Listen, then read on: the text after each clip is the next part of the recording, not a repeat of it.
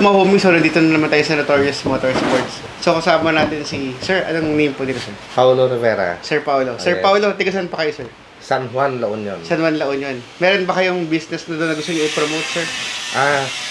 Mga gustong mag-LU, visit kayo sa San Juan Hostel. San Juan Hostel?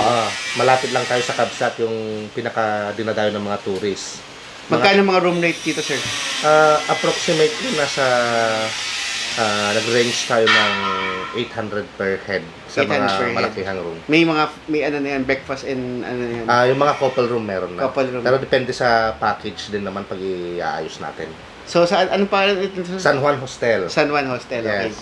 So, Sir, galing kayong La Union, no? Yes. So, anong pinagawa niyong kotse ngayon, Sir? Yung cold air intake, headers, at saka yung muffler system niya. Muffler niya. So, Miata to, Sir, no? Miata. Mazda Miata. So, ano ba in-expect natin tunog? Medyo maingay ba? Yun yung gusto ko, sawa na ako sa stock niya. Stock niya. Okay. So, all the way from La Union. So, nagpagawa pa si Bossing. So, antayin natin mamaya yung magiging tunog. Pinagawa ko sa La Union na yan, pero medyo hindi ako satisfied. Hindi kayo satisfied? Okay. Nainggit ako sa mga vlog nyo. Ang dami yung vlog na ang gaganda. Okay, Sir Paulo. Okay, maraming salamat. So, what's up mga homies? So, nandito tayo sa Notorious Motorsports, Parañaque. So, ito yung project natin. Project natin ngayon, Mazda MX-5. So, ito yung Miata na kilala natin. So, ito, naglagay tayo ng dalawang free flow na mufflers. Dahil gusto ni Sir yung macho na tunog. So, pag isa lang kasi, medyo maingay yung tunog niya. So, pagka dalawang muffler, parang katumbas siya ng isang chambered, mas buo yung magiging tunog niya. So, makikita nyo, ito yung HKS tips natin. Yan. Tapos, custom-made nating muffler. Stainless 304 lahat yan. So, syempre, yung Y-pipe natin.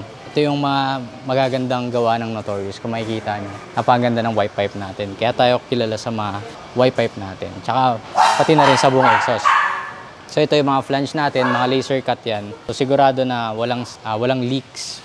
Tsaka, bolt-on na talaga yung exhaust system natin. So, hindi tayo magkakaproblema sa pagpalit ng axle back natin o kung saang part na exhaust kung gusto ni Sir palitan.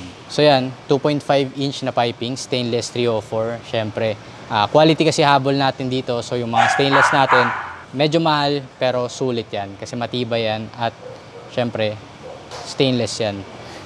So, ito yung resonator natin. Ito yung nagbibigay ng back pressure sa kotse.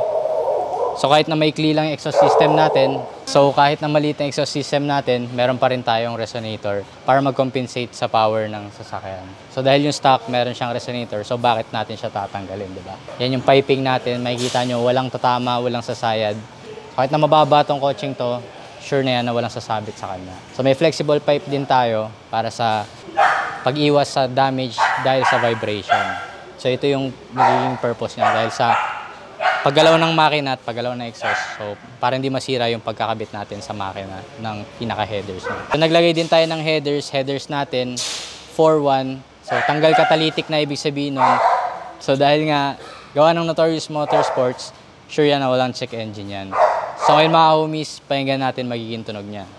So, sa mga homies, so ito na yung air intake system nating nilagay dito sa MX-5.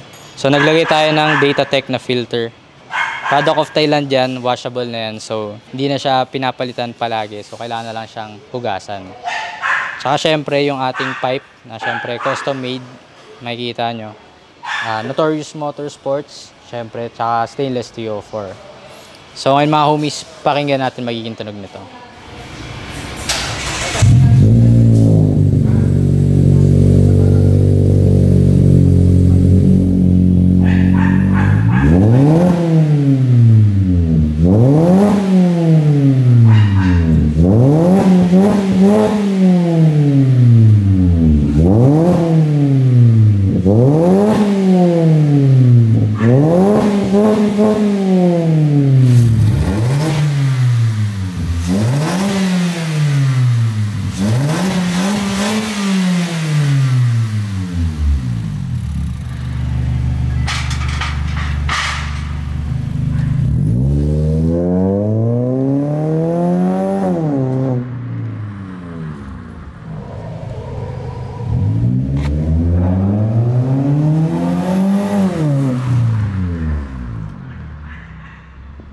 So, interviewin lang kita, sir. So, kamusta naman, sir, yung tunog na ginawa natin, sir? yung ini-expect kong result, naibigay naman sa akin. Nabigay naman. Kasi sinabi ko kay Sir Ryan na ganitong gusto kong tunog. Mm. Yung buong buo, Mm. yung malinis, na Mm. maingay. Nakuha. Nakuha naman. Yun. Saan pa yung galing, sir? San Juan, La Union. Sa La Union pa galing si Oo. sir. Sulit naman ba, sir? Oo naman. Medyo matagal lang din, sir, pero... Okay lang, coding pa tayo eh. Kaya Coding. tayo eh. Kaya, So, alas 10 na ako umakyat ng Skyway. baka may gusto pa kayo shoutout, sir. Shout out sa mga maglalaon yun dyan. Meron tayong San Juan Hostel. Visit kayo sa hostel natin. Sa katabi lang natin ang pinaka-famous na tourist spot na dinadayo si Kabsat at saka si Flotsam Jetsam sa La Union, San Juan. Yun. Okay, thank you, sir.